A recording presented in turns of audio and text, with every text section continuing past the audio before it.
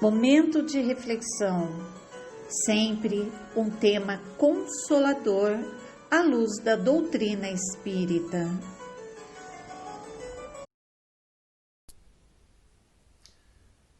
Muito boa tarde a todos.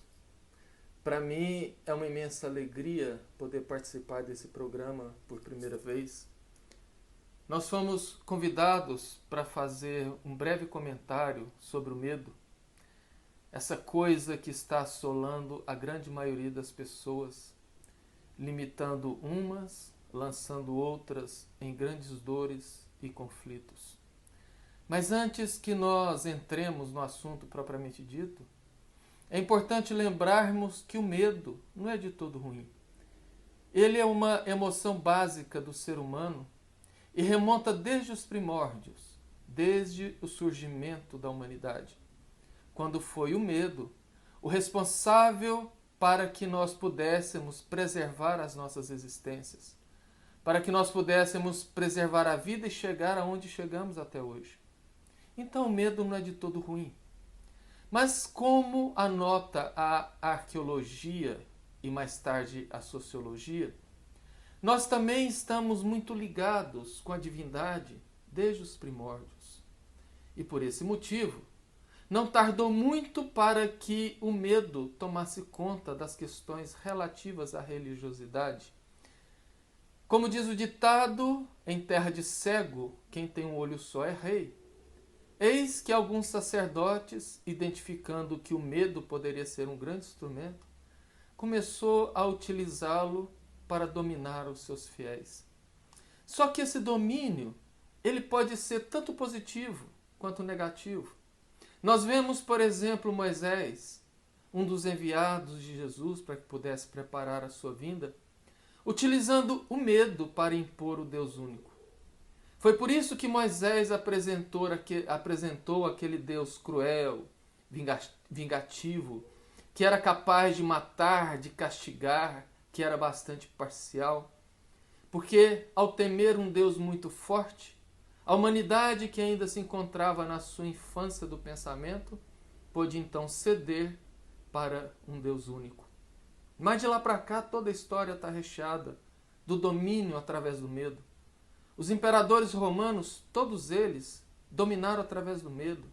Mais tarde a igreja criou o inferno, criou a figura do Satanás, justamente para poder limitar os seus fiéis através do medo.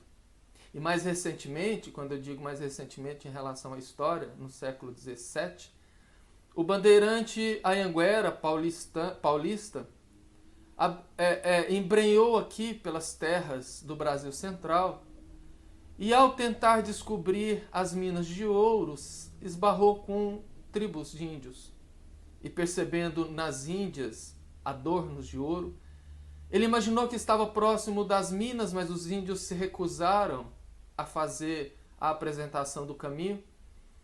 Ele então, dotado de mais conhecimento, de mais inteligência, tomou de uma tigela rasa, despejou ali aguardente, a cachaça ou a pinga, como queira, e atirou fogo, mostrando aos índios e dizendo: é isto que eu farei às águas dos seus rios, se não me mostrar onde estão as minas. Os índios, com medo, imaginando que aquela cachaça era água, entregaram as minas e todo o ouro que ali tinha. Então nós vemos o medo sendo usado de maneira bastante cruel. Seres humanos que somos, mas também entendemos que somos espíritos milenares, que vagamos pela roda das reencarnações, mergulhando em várias raças, várias culturas, vários credos. O que faz naturalmente com que o medo esteja entranhado de todas as formas dentro de nós, fazendo com que abramos mão, fazendo com que estejamos dispostos a ceder coisas pelo medo que de outra maneira nós não faríamos. Como, por exemplo, nós aceitamos e até achamos bom vivermos num verdadeiro Big Brother, numa cidade coalhada de câmeras que ficam vasculhando a nossa intimidade, a nossa privacidade, mas nós aceitamos isso justamente pelo medo da insegurança.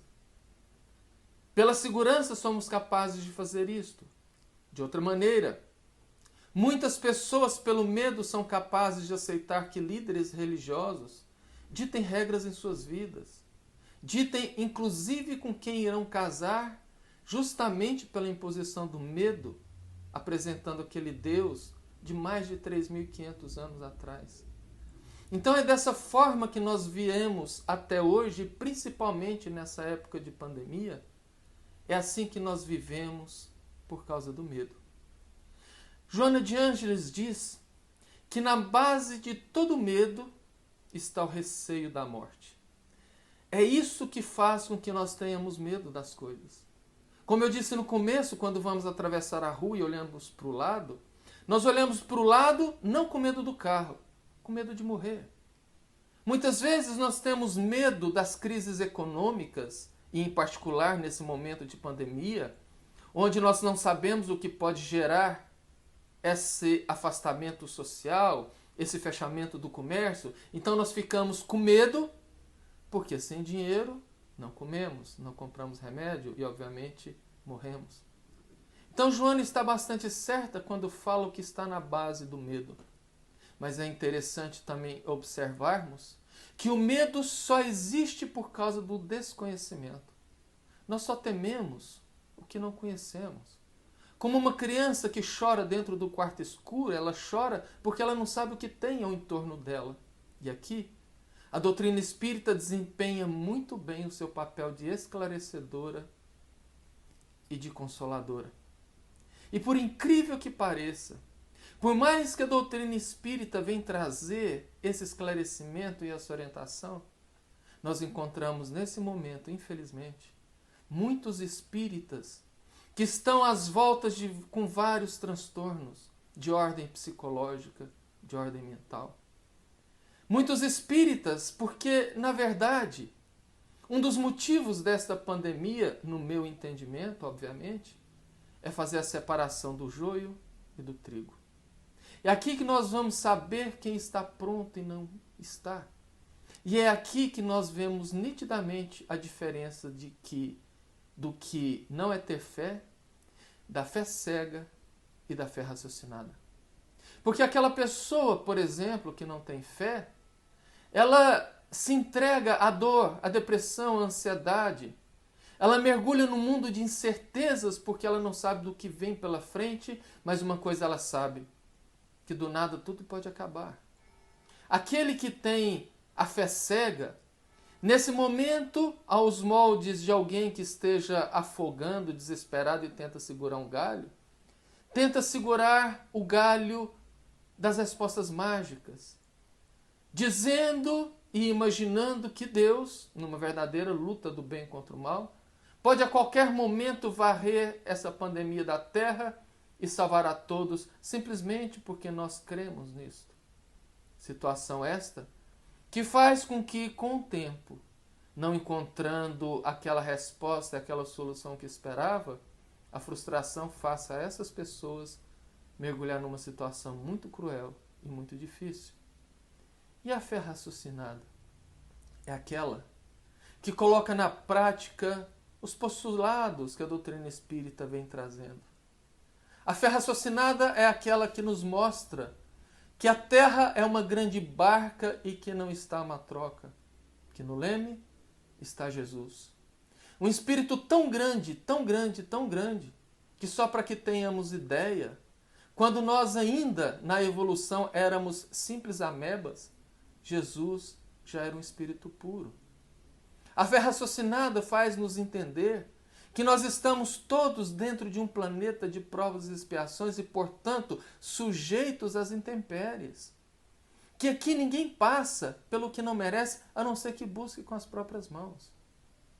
Mas na prática, quando nós somos convidados ao testemunho, a demonstrar na prática aquilo que tanto professamos na teoria, é que vacilamos. É que vem o medo, é que vem o desespero, é que vem a dor. É por isso que nós estamos sendo convidados a essa reclusão, a esse isolamento. No meu entendimento, Carvalho, Deus nos colocou no cantinho do pensamento para que a gente pudesse pensar. O problema é que, infelizmente, algumas pessoas ainda agem como cavalos chucros, cavalos selvagens, que ao serem enlaçados e atados ao tronco, se rebelam, tentam se desvencilhar simplesmente pela rebeldia de não quererem ficar presos. Mas quando nós mudamos o nosso olhar, principalmente quando nós buscamos o conhecimento e a luz do conhecimento espanca as trevas do medo sempre, nós vemos, por exemplo, na história, que o próprio Moisés se isolou para poder se fortalecer e receber instruções. Jesus, simbolicamente, se isolou no deserto. Saulo, antes para que se tornasse Paulo, também passou por um período de isolamento no deserto. Até Maomé se isolou. E por que nós não podemos aproveitar esse momento de isolamento para fazer uma grande catarse? Para fazer o grande conhecimento de nós mesmos através da viagem para dentro de nós mesmos. E entendermos que é muito melhor estarmos do lado de cá, trabalhando, servindo, lutando, do que do lado de lá, sendo atendido, sendo servidos e buscando a luta.